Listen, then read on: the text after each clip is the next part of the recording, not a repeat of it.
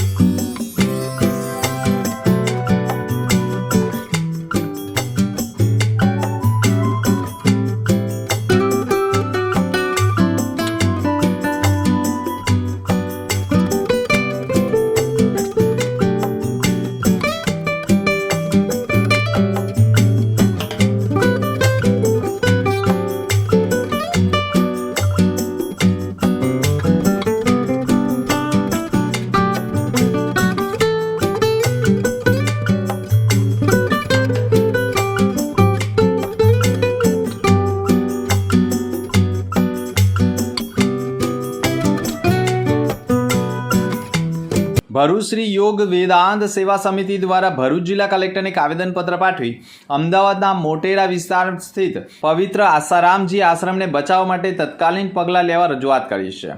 આસારામજી આશ્રમ માત્ર ધાર્મિક સ્થળ નથી, પરંતુ એ કરોડો માટે આશા, સંસ્કૃતિ અને વારસો અને માનવ સેવાનું કેન્દ્ર છે।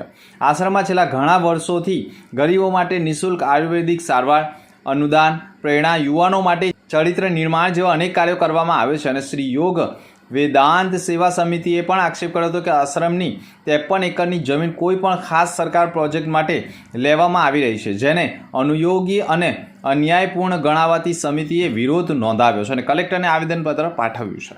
અંકલેશ્વર B ડિવિઝન પોલીસે માંડવા ટોલનાકા પાસેથી વિદેશી દારૂની હેરાફેરી કરતા 4 આરોપીઓને ઝડપી પાડ્યા છે। પોલીસે આરોપીઓ પાસેથી 61,000નો વિદેશી દારૂનો જથ્થો અને મોબાઈલ ફોન મળી 66,000નો મુદ્દામાલ જપ્ત કર્યો છે।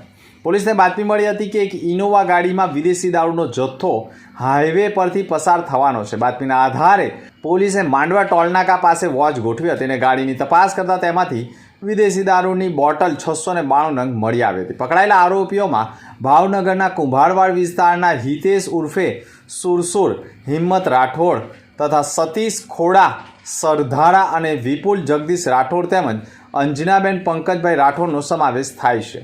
પૂછપરછમાં આરોપીઓએ કબૂલ્યું હતું કે તેઓ મુંબઈના બાંદ્રા સ્થિત બારમાંથી દારૂનો જથ્થો સામાનની બેગમાં ભરી ઇનોવા કારમાં મુસાફરી તરીકે બેસીને ભાવનગર જઈ રહ્યા હતા। ભરૂચ શહેરના પાંચબત્તી વિસ્તારમાં આયોજિત કાર્યક્રમનું નેતૃત્વ જાયન્ટ ગ્રુપ ઓફ ભરૂચના પ્રમુખ મૃણાલ કાપડિયાએ કર્યું હતું.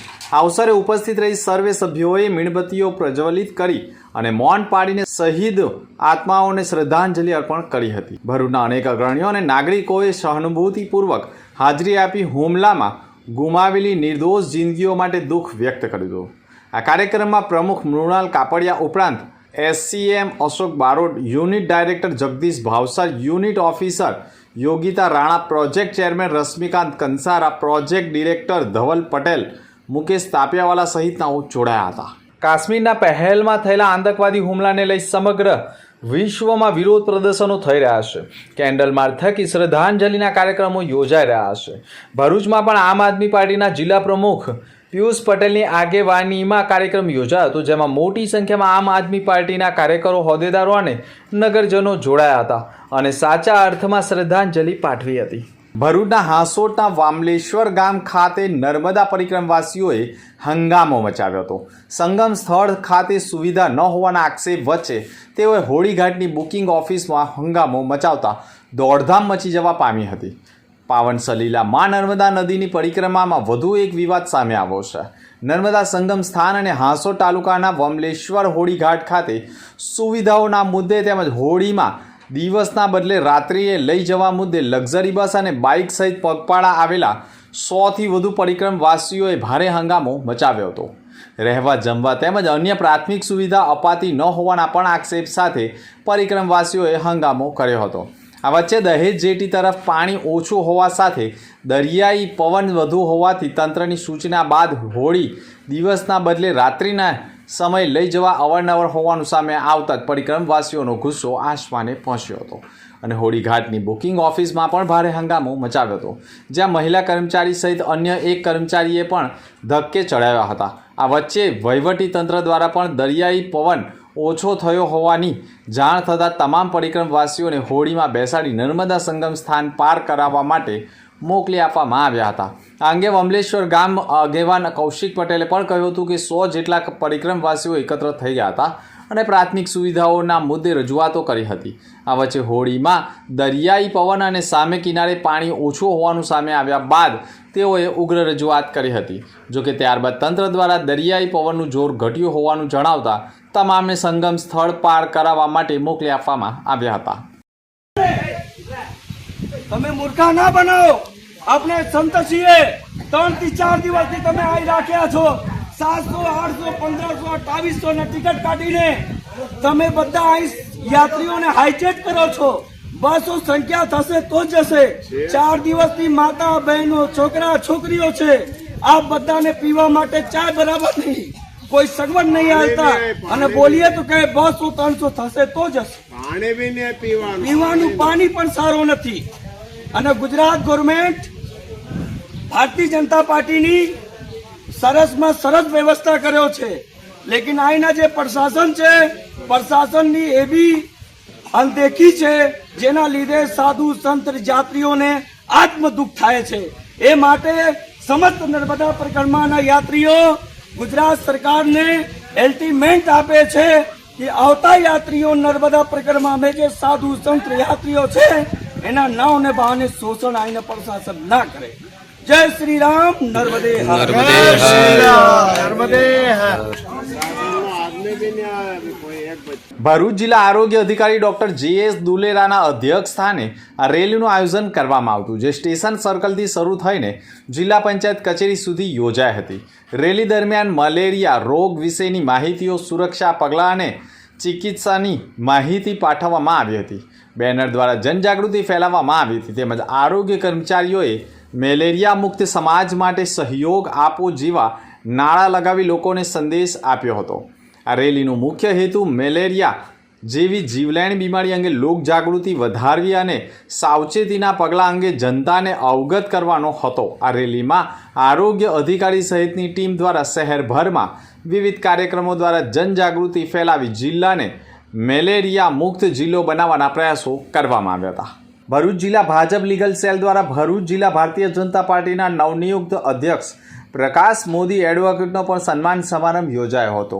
સન્માન સમારંભ શ્રી ગુજરાત પ્રદેશ લીગલ સેલ સભ્ય રાજુ મોદીના અધ્યક્ષસ્થાને ભરૂચ ડિસ્ટ્રિક્ટ સેન્ટ્રલ કોઓપરેટિવ બેંકના હોલમાં રાખવામાં આવ્યું હતું, જેમાં ભરૂચ જિલ્લા legal cell convener Biren Patel તથા સહ કન્વીનર પિનાકીન કંસારા તેમજ જિલ્લા લીગલ સેલના સભ્ય જસુ રોહિત, મનીષ પરીખ, વિશાલ પટેલ, સ્નેહલ પટેલ તથા અન્ય વકીલ મંડળો પણ જોડાયા હતા અને જિલ્લાના તમામ વકીલ મંડળો દ્વારા પ્રકાશ મોદીનું વિશેષ સન્માન કરવામાં આવ્યું હતું. પહેલગામમાં થયેલા આતંકી હુમલાને લઈ આમોદમાં વિરોધ કરવામાં આવ્યો હતો. જંબુસર ધારાસભ્ય દેવકિશોર સ્વામી હાજર રહ્યા હતા. ઈંટનો જવાબ પથ્થરથી આપવામાં આવશે તેવું કહ્યું હતું. ધારાસભ્ય દેવકિશોર સ્વામીએ પણ આક્રોશ વ્યક્ત કર્યો હતો. હુમલામાં મૃત્યુ પામેલા મૃતકોને શ્રદ્ધાંજલિ આપવામાં આવી હતી. મૃતકોની આત્માને શાંતિ મળે તે માટે 2 મિનિટનું મૌન પણ પાડવામાં આવ્યું હતું. જમ્મુ કાશ્મીરના પહેલગામ સહેલાણીઓ પર આતંકી હુમલામાં લોકોની નિર્મળ હત્યા કરવામાં આવી છે. પાકિસ્તાન મુર્દાબાદના સૂત્રોચ્ચાર કર્યા હતા. મોટી સંખ્યામાં કાર્યકરો અને નગરજનો હાજર રહ્યા હતા. કાશ્મીરના પહેલગામ વિસ્તારમાં થયેલા ભયાનક આતંકવાદી હુમલામાં અનેક નિર્દોષ નાગરિકોના જીવનો ભોગ લેવાઈ ગયો છે. આ દુઃખદ ઘટનાના પડઘા સમગ્ર દેશમાં સંવેદનાત્મક ઊંચાઈએ પહોંચી રહ્યા છે. દેશભરમાં આ ઘટના સામે ઘોર રોષ પ્રગટ થઈ રહ્યો છે. ભરૂચ જિલ્લાના વિશ્વ હિન્દુ પરિષદ અને બજરંગ દળ દ્વારા પણ હુમલાના વિરોધમાં ભરૂચની પાંચબત્તી ખાતે વિશાળ ધરણા કાર્યક્રમનું આયોજન કરવામાં આવ્યું. ઉલ્લેખનીય છે કે આ કાર્યક્રમમાં અનેક સંગઠનોના કાર્યકરો ઉપરાંત ભાજપના આગેવાનો પણ મોટી સંખ્યામાં જોડાયા હતા. આ કાર્યક્રમના આરંભે જ પહેલગામમાં શહીદ થયેલા નિર્દોષ લોકોની યાદમાં 2 મિનિટનું મૌન પાડી તેમને શ્રદ્ધાંજલિ અર્પણ કરવામાં આવી હતી. બાદમાં ઉપસ્થિત આગેવાનોએ આતંકવાદ સામે પોતાની નારાજગી વ્યક્ત કરતા પાકિસ્તાની આકરા શબ્દોનો નિંદા કરી હતી. વક્તવ્યમાં કહ્યું હતું કે દેશની અંદરના પ્રકારના હુમલાઓ સંપૂર્ણપણે અક્ષમય છે અને હવે રાષ્ટ્રભક્ત નાગરિકોએ વધુ એક સાથે આવી રાષ્ટ્ર વિરોધી તત્વો સામે મજબૂત અવાજ ઉઠાવવાની જરૂર હોવાનું કહ્યું હતું. ભરૂચ રાષ્ટ્રીય પંચાયત રાજ દિવસ નિમિત્તે આજે ભરૂચ જિલ્લા પંચાયતના સભાખંડમાં વિશેષ કાર્યક્રમનું આયોજન કરવામાં આવ્યું હતું. આ પ્રસંગે જિલ્લા પંચાયતના પ્રમુખ મહેન્દ્ર વાસદિયા અને કારોબારી ચેરમેન ધર્મેશ મિસ્ત્રી ઉપસ્થિત રહ્યા હતા અને કાર્યક્રમની અધ્યક્ષતા સંભાળી હતી. કાર્યક્રમ દરમિયાન ગ્રામ્ય વિસ્તારમાં આરોગ્ય સેવાઓ વધુ સ્થિર અને સુલભ બનાવવાની દિશામાં પગલાં લેવા અને પીવાના પાણીની સુવિધા, સફાઈ અને શિક્ષણ ક્ષેત્રે ગુણવત્તા સુધારવા અંગે વિશદ ચર્ચા કરવામાં આવી હતી. સાથે સાથે મહિલા સશક્તિકરણ અને યુવાનો માટે રોજગારીની તકો ઊભી કરવી અને કૃષિ વિકાસ માટે નવી પહેલો અમલમાં મૂકવા અંગે વિચાર વિમર્શ કરવામાં આવ્યો હતો. જિલ્લા પંચાયત પ્રમુખ મહેન્દ્ર વાસદિયાએ પણ કહ્યું હતું કે પંચાયત રાજ એ ગ્રામ્ય વિકાસોનો આધારસ્તંભ છે. અંતમાં ફરી એક નજર આજના મુખ્ય સમાચાર પર. ભરૂચ જિલ્લા જેલ ખાતે નવનિર્માણ પામેલા 61 આવાસોનું લોકાર્પણ ગૃહમંત્રી હર્ષ સંઘવીના હસ્તે કરાયું. સંકલન સમિતિમાં એસપી, કલેક્ટર તથા ચૂંટાયેલા પ્રતિનિધિઓ સાથે બેઠક યોજી વિવિધ મુદ્દા ઉપર કરાઈ ચર્ચા વિચારણા. પહેલગામ આતંકવાદી હુમલાનો ભરૂચમાં ઉગ્ર વિરોધ. વિશ્વ હિન્દુ પરિષદ સહિત વિવિધ સંગઠનોએ વિરોધ પ્રદર્શન નોંધાવ્યો. હાંસોડના બમલેશ્વર ગામ ખાતે નર્મદા પરિક્રમવાસીઓએ ભારે હંગામો મચાવ્યો. પરિક્રમવાસીઓના હોબાળાથી લોકોમાં ભય. તાત્કાલિક વોટ સુવિધા શરૂ કરાઈ. તો હતા અત્યાર સુધીના સમાચાર. નવા સમાચાર સાથે ફરી મળીશું. નમસ્કાર.